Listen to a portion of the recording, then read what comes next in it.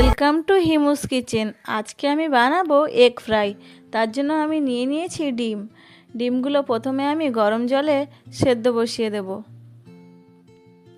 এই ডিমটা কিন্তু আপনারা চাইলে অমলেট করেও এই ফ্রাইটা বানাতে পারেন। আমি কিন্তু গোটা ডিম দিয়েই বানাবো।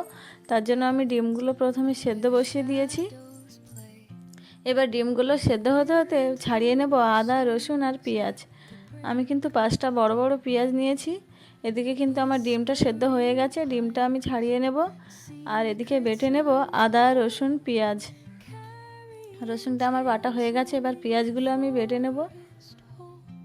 মশলাগুলো কিন্তু আমার সব প্রায় বাটা হয়ে গেছে। এদিকে ডিমগুলোও ছাড়িয়ে নিয়ে চলে এসেছি। ডিমগুলো আবার ভালোভাবে নুন হলুদ মেখে নিয়ে কড়াইতে তেল দিয়ে ভালোভাবে ভেজে নেব।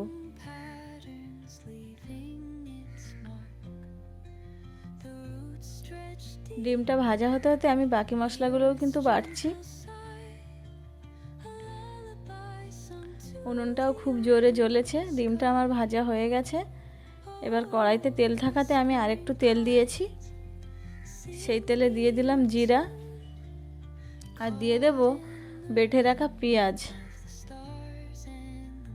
পেঁয়াজটা দিয়ে কিছুক্ষণ কষিয়ে নেব। এবার দিয়ে দেব টমেটো কুচি।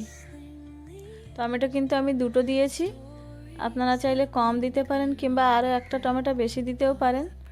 এবার টমেটোটা একটুখানি ভেজে নিয়ে দিয়ে দিয়েছি আদা রসুন বাটা। আদা রসুন বাটার সঙ্গে দিয়ে দিলাম স্বাদ মতো নুন আর হলুদ। এগুলো দিয়ে আমি একটুখানি নেড়ে নেব তরকারিটা।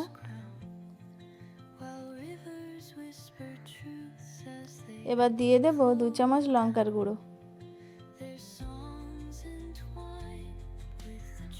লঙ্কার গুঁড়োটা দিয়ে কিন্তু আমি বেশিক্ষণ কষাবো না, তরকারিটা অল্প সময় কষাবো।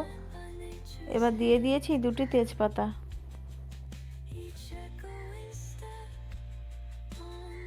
তরকারি কিন্তু আমার প্রায় কষানো হয়ে গেছে। এবার আমি দিয়ে দেব জল।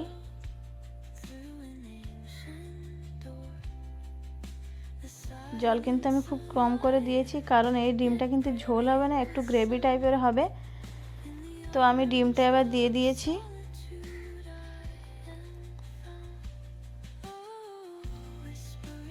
ঝোলটা কিন্তু একদম কমে এসেছে। এবার আমি দিয়ে দেব জিরে বাটা।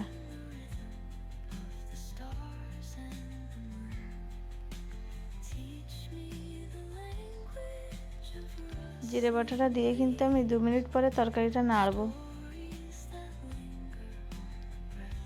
তরকারিটা কিন্তু পুরো হয়ে এসেছে। এবার দিয়ে দেবো একটা গরম মশলা। গরম মশলাটা দিয়ে কিন্তু আর বেশিক্ষণ রাখবো না, তরকারিটা চটজলদি নামিয়ে নিয়ে চলে আসব। এই রেসিপিটা কিন্তু একদম খুব একটা ভালো রেসিপি। ডিম কিন্তু আমরা আলু দিয়ে ঝোল খাই অথবা ভাজা খাই, কিন্তু এইভাবে একবার ডিমের ফ্রাই বানিয়ে অবশ্যই খেয়ে দেখবেন। এতে কিন্তু বেশি মশলা আমি দিইনি, শুধু একটু বেশি করে পেঁয়াজ বাটা দিয়েছি। তো কার কার ভালো লেগেছে কমেন্টে অবশ্যই জানাবেন। দেখা হবে নেক্সট ভিডিওতে। সবাই ভালো থাকবেন।